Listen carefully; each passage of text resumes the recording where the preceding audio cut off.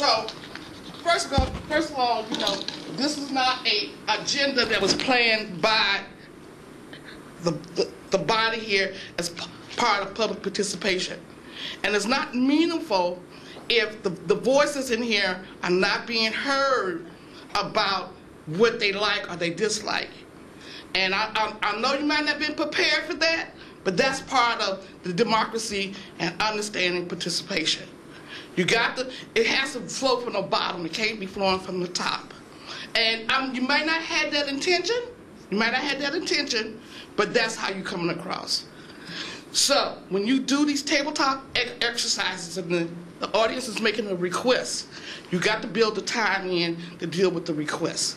Ma'am, the time was built into the agenda. I know, but after the conversation at the table. Yeah, but just to say that if the audience asks to change the script of the agenda, you need to be able to say, well, 5 minutes, 10 minutes, 15 minutes.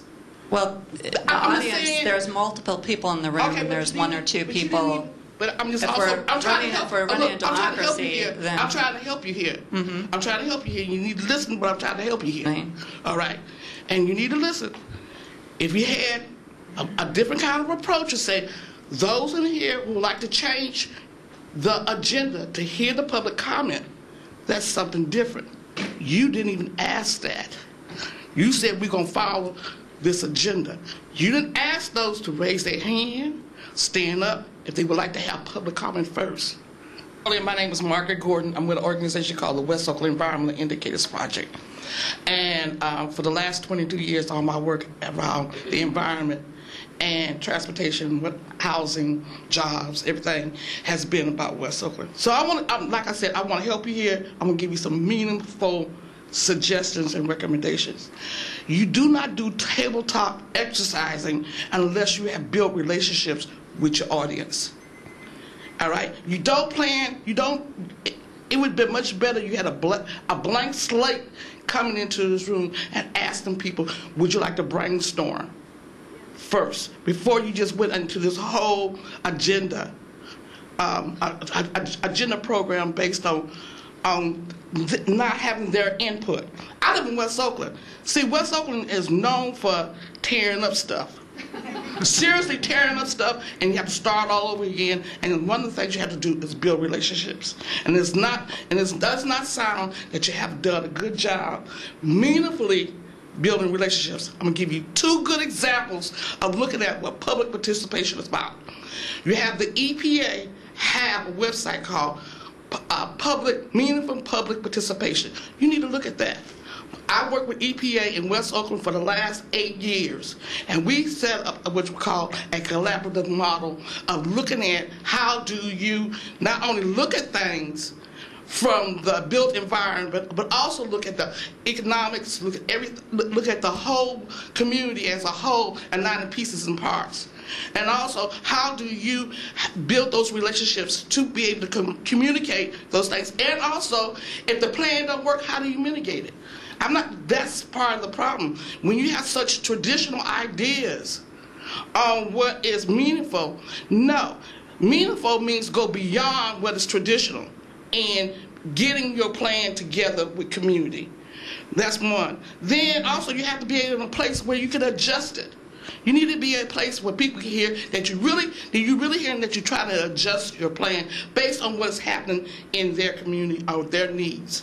Then also you need to have, like the gentleman said, as co-lead partners with each area or each city to be having the workshop. Not people have to come from all over just to the central place of your office to have this workshop. And also you have to look also what has been historically underserved communities when you start identifying projects, program, and look at the tools, resources, and the leadership development that you want to ensure that people have to be able to be part of the process. If you're not going to do those things, you're going to continue to have people, them and us, and it should be about we. And I'm just hoping that the next time that you really try to hear these recommendations. And the last thing I want to say, you also could go on the website and look at Porto Alegre in Brazil, how those people really engage the community when you have a plan they want to present to the community. And so it was really drawn out to be able to hear what the people, down to the children, what they think the community should look like, or what a plan should look like for whatever, housing, jobs, whatever. But but just to do something that is all pre-described, you're gonna have a problem. Thanks, Ms. Can I ask you a follow-up question, actually? Thank you for that feedback. I think that was helpful in terms of the process. So what are your suggestions for how we build relationships? What is the first thing? Because I would assume, just because the way I look at it is sometimes in small groups it's a better opportunity to build relationships with people when you can break out and have a conversation. That's usually how I build relationships. But do you have suggestions on how we could have designed this better? A fundamental thing. You didn't even go around and ask people to identify themselves. Anybody's house you go to, you got to introduce yourself. That's sometimes it depends on how many people in the room. If we had 300 people in the room, you have to do some things intentionally. You want to build relationships, we got to do some intentional, non-traditional things. I just got to say in there. You should have went around the room and asked everybody their name. Everybody here don't even have a name tag. You got a name tag. They're at the desk if you wanted to. All right, I'm just saying. This is some fundamental things of just basic good manners. Mm-hmm. All right, like you came across with guiding rules of the meeting, right? But there's also just some basic common sense things. Ask who are the people in the room, where they come from, and being able to say, okay, have some kind of relation, some kind of connection. You didn't even do that. Okay, thank you. That's very fundamental. Thank you. Great.